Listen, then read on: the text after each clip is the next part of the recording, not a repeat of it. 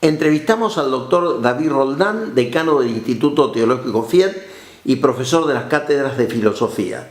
Estimado David, ¿nos puedes sintetizar en qué consiste la filosofía de Platón?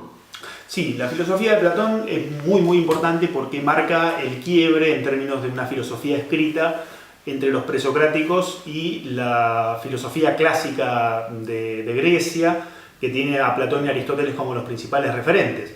Esto se da en razón de que Sócrates, el personaje central de casi todos los diálogos de Platón, y el maestro, por supuesto, de Platón en vida, el maestro de Platón, Sócrates, no dejó nada escrito, como todos sabemos. El corpus de la obra platónica es muy grande, están los diálogos aporéticos o socráticos, como se los conoce, los primeros diálogos, los diálogos medios, famosísimos. Son 4 diálogos encabezados por el Fedón, la República, el Fedro y el Banquete, en donde está la teoría de las ideas expresada de una manera más tradicional y estándar. Y finalmente los diálogos de vejez, o madurez también se lo llaman, el Sofista, el Parménides, el Timeo y otros diálogos de ese tipo. Más complejos todavía y en donde Platón critica su propia teoría de las ideas y muestra las limitaciones de su propio pensamiento, lo cual me parece que habla muy bien ya del pensamiento filosófico, que es la autoexaminación y el dar cuenta de las propias limitaciones. Los estudiantes están leyendo varios textos, la Apología de Sócrates completa, que es una experiencia verdaderamente leerla, y unos extractos de la República, en donde está la famosa alegoría de la caverna, alegoría de la línea dividida y demás. Sobre eso hacemos algunas tareas, y a mí me parece importante destacar, como dice Mircea Eliade en El mito del eterno retorno, que la filosofía de Platón, la teoría de las ideas y demás, es el pensamiento que mejor encuadra en términos filosóficos con muchas de las grandes religiones, ¿no? La idea de que existen valores absolutos, de que existe algo así como la verdad, la justicia, la belleza, la piedad, la amistad, un montón de valores morales y metafísicos que tienen una existencia en sí misma. Y por otra parte, la preexistencia del alma, el valor del alma humana y el valor del conocimiento, de la realidad que no percibimos con los ojos y que domina el mundo en el cual nosotros estamos.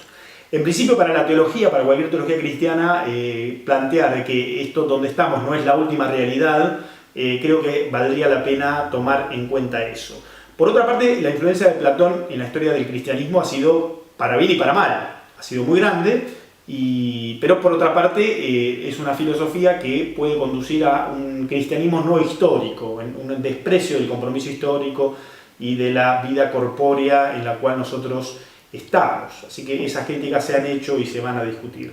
A mí me parece muy importante una cuestión, ¿sí? Antes de continuar con el diálogo, que es la importancia que da Platón a realidades que nosotros no vemos pero que dominan el mundo. O sea, la importancia de la teoría como tal. De hecho, teoría es la visión, justamente nada más claro.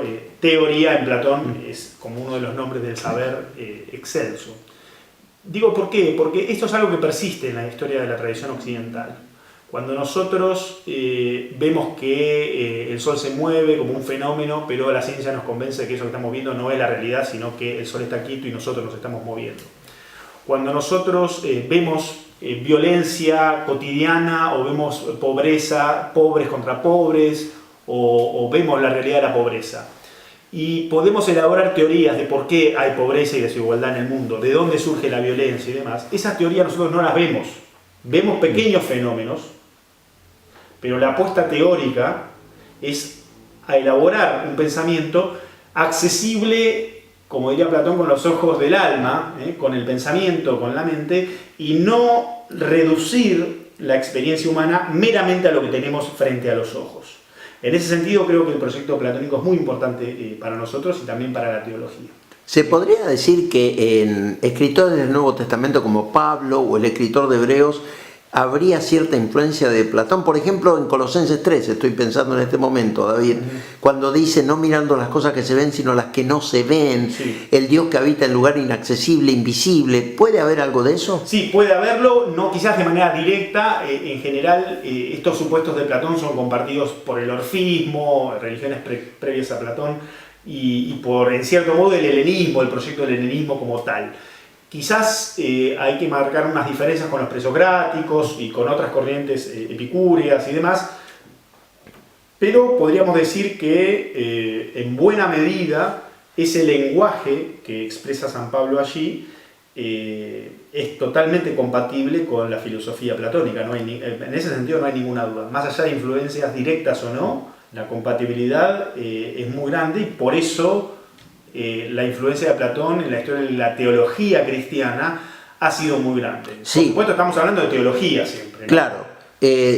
Aunque la teología como tal, digamos, podríamos decir que el Nuevo Testamento es un texto teológico también, pero digamos, estoy pensando en los pioneros de la teología cristiana como la Escuela de Alejandrina, de Clemente, de Orígenes. ¿Cómo se ve lo platónico ahí? Bueno, lo que hay en general, los especialistas ya hablarían de un periodo neoplatónico. Claro. Con Orígenes, sí, con Plotino y demás. Y en San Agustín, por supuesto. Y San Agustín como otro gran neoplatónico. Ya es parte de la historia del pensamiento platónico, de la recepción del pensamiento platónico, una filosofía muy rica que se sigue interpretando actualmente y que allí justamente,